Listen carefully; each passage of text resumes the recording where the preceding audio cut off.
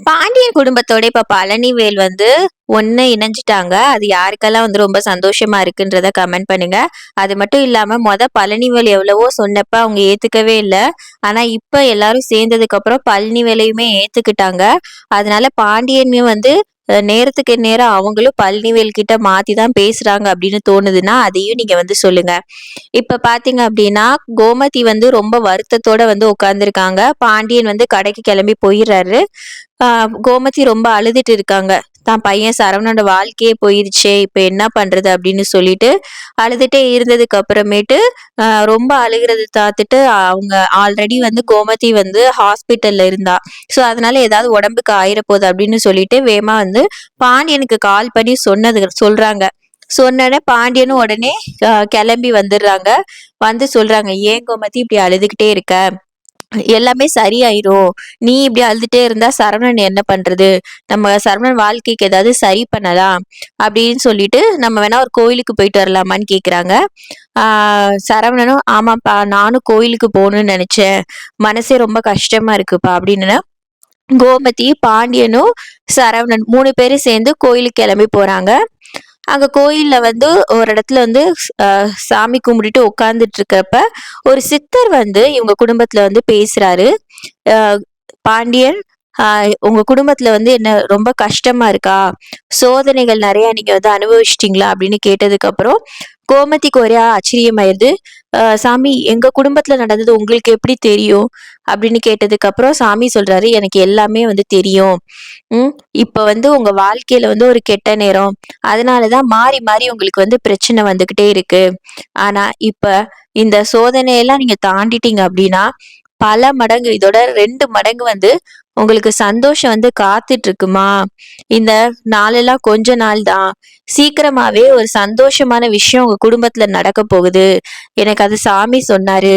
அதனால கவலைப்படாதீங்க" அப்படின்னு சொன்னதுக்கு அப்புறம் கோமதி ஆ சித்தர பார்த்துட்டு, "இப்பதான் எனக்கு உயிரே வருது சாமி. எங்க குடும்பத்துல இப்ப இல்ல.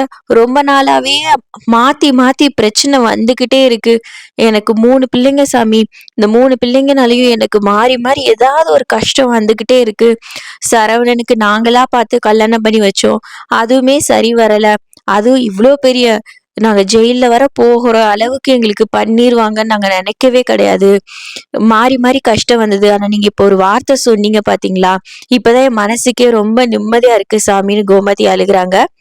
சரவணனும் சித்தர்கிட்ட, "இவ்வளோ நேரம் அம்மா ரொம்ப பயந்துட்டு இருந்தாங்க சாமி. நல்ல வேளை நீங்க வந்து ஒரு நல்ல வார்த்தை சொன்னீங்க. கண்டிப்பா எங்க வாழ்க்கை மாறும் அப்படின்னு நாங்களும் நம்புறோம்." அப்படின்னு 3 பேரும் பேசிட்டு இருக்காங்க. உடனே சரவணன் கேக்குறாரு சித்தர்கிட்ட, "நாங்க ஏதாவது உங்களுக்கு பண்ணணுமா? எங்களுக்கு நல்ல வார்த்தை சொல்லியிருக்கீங்களேன்னு" சொன்னப்ப சித்தர் வந்து, "இல்ல, சாமி வந்து என்கிட்ட வந்து உங்ககிட்ட வந்து சொல்ல சொன்னுச்சு. அதனால நான் வந்து சொன்னேன். எனக்கு எதுவுமே வேணாம்ப்பா. நான் இங்க தான் இருப்பேன். உங்க வாழ்க்கையில ஒரு நல்ல காரியம் வந்து நடந்ததுக்கு அப்புறம் நீங்களே எனக்கு வந்து குடுப்பீங்க." அப்படின்னு சித்தர் வந்து சொல்லிட்டு போயிர்றாரு. உடனே பாண்டியன் கிட்ட சரவணன் சொல்றாங்க, "அப்பா, எனக்கு லேட் ஆயிருச்சுப்பா. நான் போயிட்டு போலீஸ் ஸ்டேஷனுக்கு போகணும். நகையெல்லாம் ஹேண்ட் ஓவர் பண்ண சொல்லியிருக்காங்க. நான் போய் குடுத்துட்டு வரேன்ப்பா" அப்படின்னு சரவணன் சொன்னதுக்கு அப்புறம் பாண்டியனும், "இல்ல, நானும் வரேன்" அப்படின்றாங்க. "இல்லப்பா, இது இனிமே நானே பாத்துக்கிறேன். இனிமே நீங்க போலீஸ் ஸ்டேஷன் வர வேண்டாம். என்னால நீங்க நெறைய கஷ்டப்பட்டுட்டீங்க. குடும்பமா சேர்ந்து எல்லாருமே நான் கஷ்டப்படுத்திட்டேன். நான் போயிட்டு வந்துடுறேன்ப்பா. நானே போயிட்டு வந்துடுறேன்னு" சொல்லிட்டு சரவணன் வந்து வீட்டுக்கு போயிட்டு நகையெல்லாம் எடுத்துட்டு போலீஸ் ஸ்டேஷனுக்கு போறாங்க. போலீஸ் ஸ்டேஷனுக்கு போயிட்டு நகைய ஃபுல்லா போலீஸ் கிட்ட, இன்ஸ்பெக்டர் கிட்ட குடுத்துட்டு, "மேடம், அவங்க 80 பவுன் போட்டாங்க. நாங்க அத தொறந்து கூட பாக்கல. அப்படியே லாக்கர்ல தான் வந்து வச்சிருந்தோம். இப்ப அப்படியே அந்த லாக்கர்ல இருந்த நகையெல்லாம் நான் எடுத்து கொண்டு வந்துட்டேன். நீங்க அவங்க கிட்ட வந்து கால் பண்ணி அவங்கள வர சொல்லி எடுத்துட்டு போக சொல்லிருங்க" அப்படின்னு சொல்லிடுறாரு. சரவணன் சொன்னத கேட்டுட்டு போலீஸும் வந்து பாக்கியத்துக்கு கால் பண்ணி வர சொல்றாங்க. வந்த உடனே பாக்கியம் சரவணன பக்கத்துல போயிட்டு, "என் பொண்ண எப்படியாவது ஏத்துக்கோங்க மாப்ள. அவ ரொம்ப அழுதுகிட்டே இருக்கா மாப்ள. ப்ளீஸ் மாப்ள. அவளால சாப்பிடவே இல்ல மாப்ள. நீங்க வந்து கேளுங்க. ஒரு தடவ வீட்டுக்கு வந்து பாத்துட்டு போங்க. அவ நெலைமை எப்படி இருக்கு" அப்படின்னு பாக்கியம் வந்து கெஞ்சிட்டு இருக்காங்க சரவணன் கிட்ட. சரவணன் வந்து சொல்லிர்றாரு, "அதெல்லாம் என்னால வர முடியாது. உங்க பொண்ணுக்கு எனக்கு இனிமே எந்த சம்மந்தமும் கிடையாது. இந்த அளவு கூட்டிட்டு வந்ததுக்கு அப்புறம் நான் எதுக்கு அவள பத்தி யோசிக்கணும்? அவ சாப்பிட்டா என்ன? அவ செத்து போனா எனக்கு என்ன?" அப்படின்னு சொல்லிட்டு கோவமா வந்துட்டு சரவணன் வந்து கிளம்பி போயிடுறாங்க. அதுக்கப்புறம் பாக்கியத் கிட்ட நகையெல்லாம் வந்து ஹேண்ட் ஓவர் பண்றாங்க போலீஸ. பார்த்ததுக்கு அப்புறம் இங்க பாரும்மா நகையெல்லாம் கரெக்டா இருக்கான்னு செக் பண்ணு அப்படின்ற மாதிரி சொல்றாங்க. பாக்கியமும் நகையெல்லாம் பார்த்துட்டு ஓகே மாதிரி தான் இருக்கு மேடம் அப்படின்னு சொல்லிட்டு வாங்கி வச்சிடுறாங்க. ஆனா போலீஸ்க்கு வந்து லைட்டா வந்து சந்தேகம் வந்து வருது. சரவணன் உடனே கிளம்பி வந்து போயிடுறாங்க வீட்டுக்கு. வீட்டுக்கு போறப்ப பார்த்தோம் அப்படின்னா ராஜி மட்டும் இருக்காங்க. ராஜி கிட்ட கேக்குறாங்க, "எப்ப ராஜி அப்பாவே அம்மாவே எங்க?" அப்படின்னு சொல்லிட்டு ராஜி சொல்றாங்க, "மாமாவும் அத்தையும் கோயிலுக்கு உங்க கூட தானே மாமா வந்தாங்க. அவங்க திருப்பி இன்னும் வீட்டுக்கு வரலையே" அப்படின்னு சொல்றத சரவணன், அப்படியா இன்னும் வரலையா? நான் அப்பவே வந்து நான் விட்டுட்டு போலீஸ் ஸ்டேஷன் வேற நான் போயிட்டு வந்துட்டேனே. இன்னுமா அப்பா அம்மா வீட்டுக்கு வரல? சரி நான் போய் ஒரு எட்டு பார்த்துட்டு வரேன்ப்பா அப்படின்னு சொல்லிட்டு சரவணன் கிளம்பி போறாங்க. வெளிய போய் பைக் ஸ்டார்ட் பண்றப்ப பார்த்தோம் அப்படின்னா, அப்போசிட்ல வந்து வீட்ல வந்துட்டு சக்திவேலும், முத்துவேலும் நின்னுட்டு இருக்காங்க. உடனே சரவணன் வந்து இறங்கி அப்படியே போய் மெதுவா போய் நிக்கிறாங்க. "அ என்ன எங்க போற?" அப்படின்ற மாரி கேக்குறாங்க. சரவணன் உடனே, மாமா இல்ல மாமா, அப்பாவே அம்மாவே நான் போய் கூட்டிட்டு வரணும். கோயிலுக்கு போயிருக்காங்க" அப்படின்னு சொன்னதுக்கு அப்புறம், மாமா அப்படின்னு சொன்னத கேட்டதுக்கு அப்புறம் சக்திவேலுக்கும், முத்துவேலுக்கும் ஒரு மாரி சிலிர்த்து போச்சு உடம்பே. அ ரொம்ப வருஷம் கழிச்சு இப்படி மாமா அதெல்லாம் சொல்றது அவங்களுக்கு வந்து ஒரு பாசமா ஒரு எமோஷனலா அட்டாச் ஆயிட்டாங்க. "நானும் வரவா?" அப்படின்னு கேக்குறாங்க. "வாங்க மாமா" அப்படின்னு சொன்னதுக்கு அப்புறம் சக்திவேலு, முத்துவேலு, சரவணன் 3 பேர் இப்ப கிளம்பி கோயிலுக்கு போறாங்க. அங்க போய் பார்த்தோம் அப்படின்னா, உள்ள என்டர் ஆனதுக்கு அப்புறம் சரவணன், முத்துவேலு, சக்திவேலு கோயிலுக்குள்ள போறத பார்த்துட்டு கோமதிக்கு அதிர்ச்சி ஆயிருச்சு. கோமதி, பாண்டியனுக்கு அதிர்ச்சியாயி எந்திரிச்சு நிக்கிறாங்க. கோமதி வேகமா போய் அண்ணன் அப்படின்னு சொல்லி கட்டி பிடிச்சு அழுகுறாங்க. "எனக்காக நீ கோயில் வர வந்தியாண்ணே? என்ன பார்க்கறதுக்காக வந்தியாண்ணே?" அப்படின்னு கேக்குறாங்க. முத்துவேலு, "ஆமா கோமதி, நான் உன்னை பார்க்க தான் வந்தேன். நீ அழுதுகிட்டே இருக்க" அப்படின்னு சரவணன் சொன்னான். "எதுக்கு நீ இப்ப அழுகுற? அதுதான் எல்லா பிரச்சனையும் முடிஞ்சிருச்சுல. இனிமே நீ ஜெயிலுக்கு போக வேண்டிய அவசியம் இல்ல. கோர்ட்டுக்கு போக அவசியம் இல்ல. நானே அண்ணங்க 2 பேரும் இருக்கோம்ல. நாங்க பார்த்துக்கிறோம். நீ எதுக்கும் கவலைப்படாத. நீ வந்து நிம்மதியா இரு. இனிமே நீ சந்தோஷமா தான் இருக்கணும்" அப்படின்னு சமாதானப்படுத்துறாங்க. இங்க வந்து பாத்தீங்கன்னா, ராஜியும், அரசியும் வீட்ல வந்து இருக்காங்க. அரசி வந்து அழுதுகிட்டு இருக்கா. அழுதுட்டு இருக்கிறப்ப ராஜி போய் சமாதானப்படுத்துறாங்க.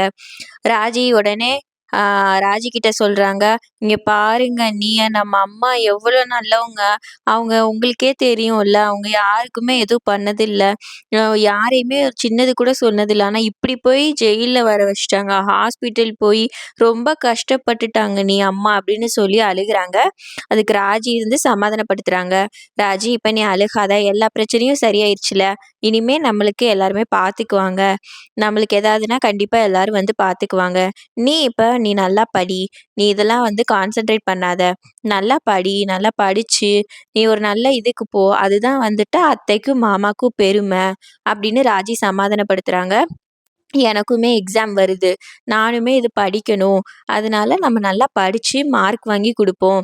அது நம்ம வீட்ல இருக்க எல்லாருமே கண்டிப்பா சந்தோஷப்படுவாங்கல்ல" அப்படின்னேனா, அரசிட்ட அரசி கேட்குறாங்க ராஜி கிட்ட, அண்ணி எனக்கு நீங்க படிக்க சொல்லி தருவீங்களா?" அப்படின்னு. "கண்டிப்பா ராஜிம்மா, நான் இருக்கேன்ல. நம்ம 2 பேருமே சேர்ந்து படிப்போம். இந்த எக்ஸாம்ல நம்ம எந்த அரியரும் இல்லாம நம்ம கிளியர் பண்ணுவோம்" அப்படின்னு 2 பேரும் பேசிட்டு இருக்கிறப்பயே, உள்ள வந்து பாண்டியனும், கோமதியும் வராங்க. ராஜி வேகமா ஓடி போறாங்க. "அத்தை வந்துட்டீங்களா அத்த? எவ்வளோ நேரம் நான் வெயிட் பண்ணிட்டே இருந்தேன் அத்த. என்னாச்சு அத்த? கோயிலுக்கு போயிட்டு இவ்வளோ நேரம் ஆச்சு வரதுக்கு" அப்படின்னு கேட்குறப்ப, நான் அங்க கொஞ்சம் நாங்க போனப்ப சித்தர் வந்து நல்ல வார்த்தைலாம் சொன்னாரு. குடும்பத்துல இருக்க கஷ்டம்லாம் நீங்கும்னு சொன்னாரு. அது கொஞ்சம் மனசுக்கு நிம்மதியா இருந்துச்சு ராஜி. அதனால தான் இவர்கிட்ட சொல்லி கொஞ்ச நேரம் கோயில்லயே உட்காந்துருக்கலான்னு சொன்னேன். அதான் கோயில்ல உட்காந்துட்டு இப்ப தான் எந்திரிச்சு வரோம் அப்படின்னு சொல்றாங்க. ராஜி உடனே, "வாங்க அத்த, நான் சாப்பாடுலாம் செஞ்சு வச்சுட்டேன். சாப்பிடுங்க. நீங்க மாத்திரை போடுங்க.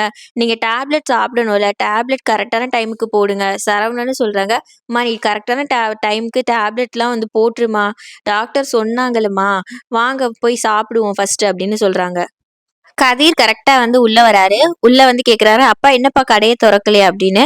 "இல்லடா, நான் கடைய தொறக்க தான் போனேன். உங்க அம்மா தான் உடம்பு சரியில்லன்னா, சரி அம்மா கூட இருக்கலான்னு வந்துட்டேன்" அப்படின்னு சொல்றாங்க. சரவணன் சொல்றாங்க, "அப்பா நீங்க அம்மா கூடயே இருங்கப்பா கொஞ்ச நாளைக்கு.